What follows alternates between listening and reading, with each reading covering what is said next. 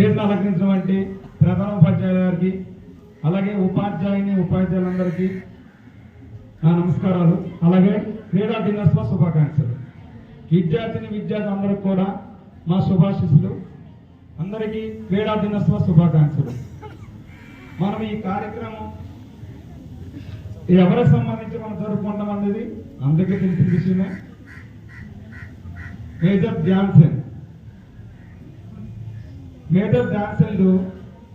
August 29, 1905 సంవత్సరంలో ఉత్తరప్రదేశ్ ప్రయోగ్ దగ్గర అలహాబాద్ లో జన్మించడం జరిగింది. అయితే మన ధ్యాన్ చంద్ ఒక సైనికుడు యొక్క కుమారుడు. ధ్యాన్ చంద్ చిన్నప్పటి నుంచి కూడా వాళ్ళ నాన్న వృత్తిపరంగా సైన్యంలో ఉండడం వల్ల ఒక ప్లేస్ లో ఎక్కడా ఉండలేదు. విద్యాభ్యాసం అనేది సరిగ్గా కొనసాగలేదు. దేశం అంటే సైనికుడు అనేవాళ్ళు కాశ్మీర్లో 3 నెలలు ఉంటే కన్యాకుమారిలో 4 నెలలు ఉంటారు. కన్యాకుమారి 4 నెలలు ఉంటే వేరే వేరే ప్లేస్ అలా మారుతూనే ఉంటారు. కాబట్టి స్కూల్ అనేది అతనికి వెళ్ళడం జరగలేదు. అతను 6వ తరగతిలోనే విద్యాభ్యాసాన్ని ఆపేసి ఆర్మీ యొక్క స్టేడియంలో కానీ గ్రౌండ్లు కానీ ఆర్మీ వాళ్ళ యొక్క సైనికులతో పాటు ఉంటూ అక్కడ హాకీ అనేది నేర్చుకోవడం జరిగింది. చిన్నప్పటి నుంచి కూడా హాకీ నేను ఆడతా అని పెట్టి ఇంటి దగ్గర కూడా ఎంతో ఇబ్బందులున్నా హాకీ మీద మక్కువతో అలాగా చిన్న టోర్నమెంట్లు ఆడుకుంటూ చివరిగా మన ఇండియా తరఫున హాకీ ప్లేయర్గా సెలెక్ట్ అయ్యారు. అది 1917 అయిన తర్వాత అలాగలాగా కొనసాగింది. ఒక ప్లేయర్గా ఉంటూ 1928 టైంలో మన ఒలింపిక్స్ లో కెప్టెన్ గా వెళ్ళారనమాట. కెప్టెన్ గా వెళ్ళి 28, 32, 36 1932, 1936 వరుసగా 3 సార్లు కూడా మన ఇండియాకి హాకీలో గోల్డ్ మెడల్ సాధించారు. అది అతని ఆతిథ్యంలో.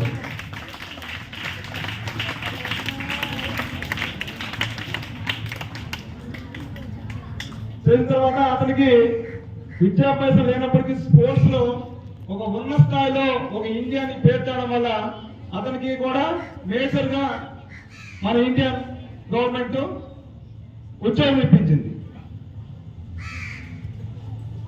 అది సాగి కొనసాగా ఇంకా వరుస 2 సార్లు మళ్ళీ మనకి ఇండియాకి గోల్డ్ మెడల్ అయితే రాలేదు. మళ్ళీ ఇదే అతని సారథ్యంలో మళ్ళీ 3 సార్లు కూడా వరుస హ్యాట్రిక్ వచ్చింది.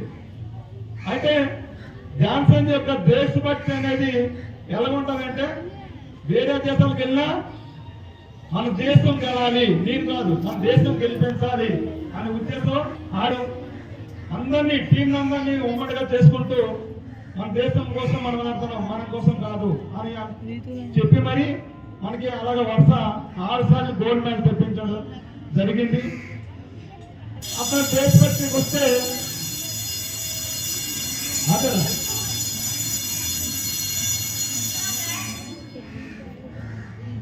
దేశభక్తి వినండి. ఇతను ఎక్కడ స్టేడియంలో గోల్ చేసిన కట్టగట్టిన హాకీ స్టిక్ తో పాటు సరిగ్గా అది 60 మీటర్స్ ఉంటుంది. హాకీ ఫీల్డ్ 60 మీటర్స్ అండ్ 40 ఉంటుంది. దాన్ని దూరం నుంచి కూడా వేయగల కెపాసిటీ ఉన్న ఒకే వ్యక్తి వరల్డ్ లో మన ధ్యాన్ చంద్. ఏ యాంగిల్లో వేసినా గోల్ చేయగలరు. అలాంటి వ్యక్తి ఒకప్పుడు మనకి జర్మనీకి జపాన్కి ఒక మ్యాచ్ అవుతుంటే అక్కడ అడ్జస్ట్ హిట్లర్ డౌట్ వచ్చింది. 4 మ్యాచ్లు ఆడారు. 4 మ్యాచ్లు 3 మ్యాచ్లు కూడా 0-5, 0-6 ఇలాగే మ్యాచ్ విజయం సాధించడం జరిగింది అనమాట. అప్పుడు తనకు డౌట్ వచ్చింది, ఇతను గోల్ చేయడానికి కారణం ఏంటి, ఎలా వేయగలుగుతున్నాడు ఏంటని తన హాకీ స్టిక్ ని తీసుకొని విరమన్నాడు అనమాట. విడిచారు చెక్కే, దాంట్లో ఏం ఇనుము లేదు, ఏమీ లేదు.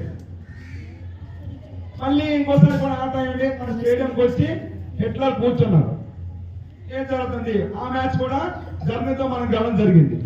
అలా కాదు, అతన్ని పిలిపించండి అని అతని ఆస్థానాన్ని పిలిపించుకొని ఈ జరిగిన విషయం ఏంటో అడిగారు.